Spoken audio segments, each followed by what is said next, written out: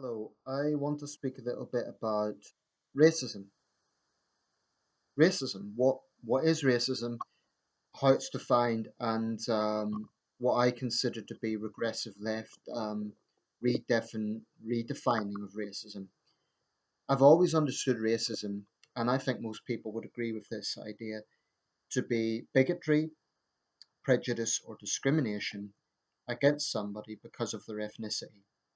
Sometimes it can overlap with xenophobia. Sometimes we hear about situations where people are given a hard time because they're from another part of the world, but they might actually be the same ethnicity. So, for instance, maybe East Europeans given a hard time in Western Europe and vice versa. That's more xenophobia than racism, but sometimes the terms overlap. Um, or traditionally Irish in mainland Britain. But or indeed Irish immigrants in America at the end of the 19th century. But I think the really touchy, the really sensitive concept of racism comes from visible minorities. That is, when there is a clear, visible difference. Black people, Asian people, Hispanic people, and white people, where there's clear differences between ethnic groups. That's when anything to do with racism is so potentially inflammatory. I'd say nothing is as inflammatory, potentially, even sexism, um, because you might have a white man who's very critical of feminism and a white female feminist who find themselves agreeing on a race issue. Maybe not, but I think nothing is as potentially volatile as the subject of race. It somehow manages to penetrate emotions in a way that can be very toxic. It can be very, um, particularly in the United States, I would say. But we're definitely not immune from it in this country. And yeah, it's a very topical issue in the Trump era and in the just in this modern era in general in the 2010s. Um, and that's unfortunate. I do think there are issues around race that can't be avoided that need to be discussed. I think when there is a particular issue within a segment of the community, let's say, for example, knife crime within London's black community, that is a real issue. And I think there should be a candid discussion about that. Um, and you might get other examples. I don't know, perhaps certain trends you might find within the poor white working class community in parts of the United States. So it's unavoidable that race cannot be ignored as a topic. I definitely think there are media outlets that race bait, whether they admit it or not. What I mean by that is they will microanalyze a story that perhaps does deserve attention. They will push it and microanalyze it and debate it and micro debate it. And I feel more often than not they fan the flames. They may not be doing it consciously. Maybe they feel it's legitimate news, but I do think that sometimes a situation can only go so far without it being without getting to a point where it's just becoming, well, what's the purpose of going further into this? And that's true of a lot of things. Anyway, I want to talk about this idea that a lot of the regressive left have come out with in recent years. Not everyone on the left, but what I call the regressive left, those who promote divisive ideas. You get them on the right as well, the regressive right, but when it comes to the race issue, it definitely is more a domain of the left. Um, so, what I've noticed in recent years is whenever there has been a controversy involving an ethnic minority person who has been alleged to make racist statements. The most recent example of this is Sarah Jeong in the New York Times.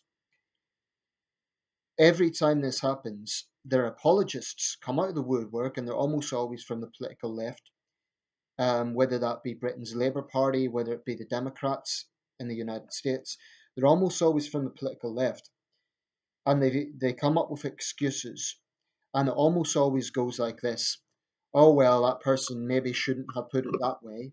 So they kind of say, oh well, it's kind of, they shouldn't have worded it that way. They dismiss it as a little thing, but then they go on to say, well, it's not racism because only white people can be racist, and their rationale for this is that because white people traditionally had the power, particularly in the United States and in the UK and France and Western countries, because they had the mechanisms for that power dynamic, i.e., they were in politics, they were in judiciary. This is particularly true of the United States.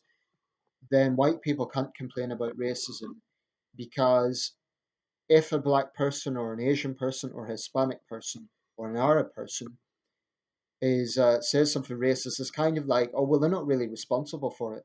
It's almost like treating them like children, like they don't have ownership over their own words because their people were not traditionally the power base, whereas your people, the whites, had the power base. And to me, it's an utterly absurd idea. It's a redefinition of what I mentioned at the start, the idea that racism is bigotry, prejudice, or discrimination against someone because of the color of their skin. Now, it is true that white people didn't historically have to put up with anywhere near the same level of institutional racism that other groups had to put up with. That is absolutely true. If I just focus on the US for the moment, for example, white people did not generally get beaten to a pulp and lynched in the Midwest the way Chinese railroad workers were and the way the Chinese community was targeted at that time. White people did not well, they weren't in working as slaves on plantations. And there's other examples. But that does not mean that all white people were therefore epitomizing the power base. I think it's probably got a lot more to do with economic gaps than racial gaps. I mean, let's look at the American Civil War. The average Confederate soldier, and this is no endorsement of the Confederate cause, by the way, but I'm just making the point.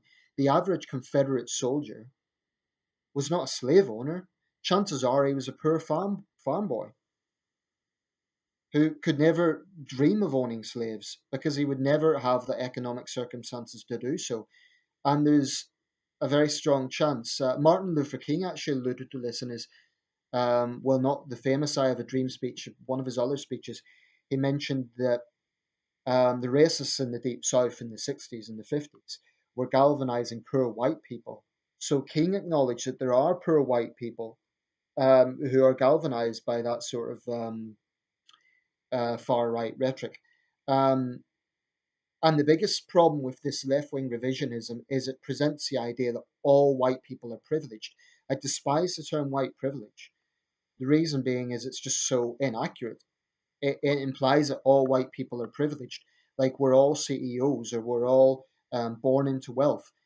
It's it's not only inaccurate; it's actually, I find it somewhat callous towards white people who are not privileged, homeless white people who are really struggling to get by, and of course you get other you get minorities who are in that situation as well. So why is it that it is uniquely white people that are put into the same generalized bracket of being privileged? And the apologists will say, oh well, it's because white people form most CEOs, white men form most of the positions in politics, etc. Well, if you actually look at the demographics, take Hollywood for instance, if you look at and I won't go into too many details with this because I could say a lot about identity politics in Hollywood, but I'll just scratch the surface. When people talk about the number of Asians who are represented in films, I've just come off an article. I didn't spend too long on it because it would have just got on my nerves, but it is about the show Crazy Rich Asians. I don't know much about the show, but it was from the New York Times, surprise, surprise, and the headline was, "Why did it take so long to get an image like this?" Um, the only way I know about the show is because of the British actress Gemma Chan. She's in it, but it's apparently an all Asian cast. Now, the New York Times is obviously heralding that as a good thing. I haven't watched the show. I don't know what the show's like, but just consider for a second if it was an all white show. you would have demands for where is the minority characters. In fact, I can quote an example: Downton Abbey. Abbey is, as far as I know, entirely white. There was a Turkish character in one episode, but it's generally an all-white show. But that's in keeping with the demographics of 1920s Britain, which was a lot more um, ethnically homogenous than it is today. So that's realism. Um, but Downton Abbey was criticised by the social justice warriors and the identity politics crowd because there wasn't enough minority characters. Yet Crazy Rich Asians is heralded as, oh, what a wonderful progressive show because it's only Asians. Now, obviously, the title is Crazy Rich Asians, so it's about Asians. So that's that. But the double standards are very clear. Um, I really do take issue with it. But I take an issue with the idea that I, as a white guy, should be collectively put into this bracket with you white people because it insinuates a lot of things. It insinuates all white people are privileged. It insinuates all white people think the same way. It insinuates a lot of things. I find there's few things more pathetic than white left wing regressives who wallow in, frankly, white guilt, and they not only endorse the mentality, but they actually enable it. They enable the idea that anti white racism is okay. Now, I will take issue with anybody who holds hostility towards me because of the color of my skin. Why? Because I've no choice over it. So if someone is taking issue with me because they're thinking through the very narrow prism of a racist, i.e., they're not seeing me as Nathan Hazlett, they're seeing me as this white guy. I'll take issue with that person and I will stand my ground. I will argue with them. I won't be made to feel guilty by anyone for something that is beyond my control. It's the same as being a man. I'm not going to be made to feel guilty by any feminist for that reason. I think white people should acknowledge the historical injustices. I think we should acknowledge, for example, the evils of slavery. But there isn't a single black person today who personally suffered from the slavery of the transatlantic slave trade. Not a single person. They might say, oh, well, it's a generational thing. But you could find generations of poor white people who, again, went each generation found themselves in hardship. So I don't accept that argument at all. But I think it's used to divide people, and I detest it. I really detest it.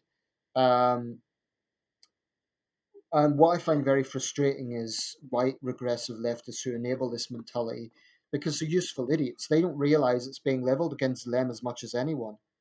And it's almost like they're seeking to get approval from black people or Asian people. And I'm not generalizing because there's many black people and Asian people who don't endorse this nonsense. They don't endorse identity politics, but they have so-called community leaders who claim to represent all black people, who claim to represent all Asian or Hispanic people. Um, I just think it's an example of how anything to do with race can be very toxic. I'm not saying that the situation is perfect. I'm not saying you can't find examples where maybe, for example, black men are treated more harshly by the criminal justice system than white people who commit the same crime. I think there is legitimate concerns around that. So I'm not totally dismissing it as, oh, well, everyone's actually equal and it's all a facade. Not for a second. I'm also saying that, yeah, racism does exist. You get white racists who have a very bad attitude. What I am saying is where there are examples of anti white racism, we shouldn't be trivializing it and saying, oh, it's not that bad because it happens to be coming from a black or Asian person.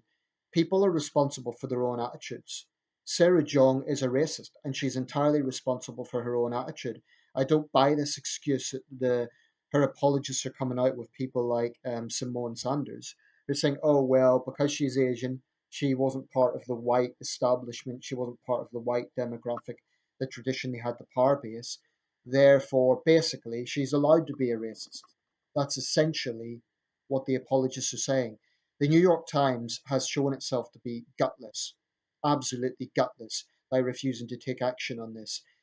If I was the editor of a national newspaper, if I was the CEO of a company, I would have a consistent policy. That is, if I had an employee, someone representing my company, that came out with a racist rant, I wouldn't care if they were white, Asian, Hispanic, if I was in the United States, Native American. I wouldn't care what background they were from. I would say, no, sorry, you're out. I would be consistent.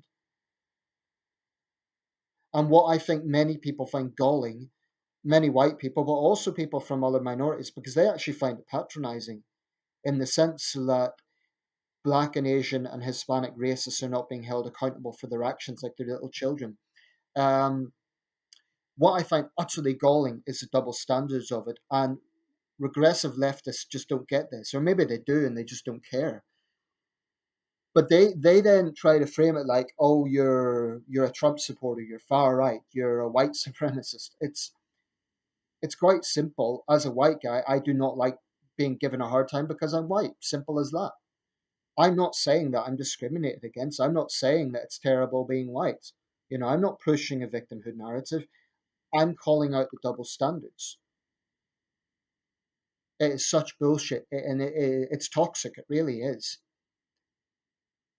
Too often we see situations where anti-white racists, there'll be some backlash on the internet. There'll be a lot of anger, but the point is they do not face the same sort of consequences in terms of losing their job that a white person would. And if we look at two recent examples, Roseanne Barr, Sarah Jeong. Roseanne Barr was fired. She was public enemy number one. Sarah Jeong gets to keep her job and she gets apologists coming out to defend her. Yet fundamentally, what is different? They both made racist rants. What is the difference? In the end of the day, racism is racism is racism. There's no such thing as reverse racism because there is just racism. If you're racist towards a white person, if you have racist views towards white people, then you're a racist. And if you justify it by saying, oh, I was once beaten up by a white gang, well, how's that any different from a white racist saying, well, once a gang of Bloods or Crips mugged me, therefore I hate all black people. If you've had a bad experience with a white person, then hate that person, you know. But to view all white people, therefore, as the problem, I just don't accept it. In the UK, I don't know about the US, but in the UK, we have very strict laws about discrimination. So legally, a business cannot say you can't have this job because you're black or Asian or a woman or gay or anything like that. So that's why these arguments wear thin when people when they have a chip on their shoulder and they say it's because of this, it's because of that. How about looking in the mirror and thinking, well, could it be my attitude? And regarding myself, I've got no bitterness. I'm not a victim. I haven't been discriminated against, and I acknowledge that. I acknowledge that traditionally, definitely minorities had, in this country as well, they had to put up with things that white people didn't have to put up with. Up until the 70s in Britain, you had nightclubs in Birmingham saying no blacks allowed and so on.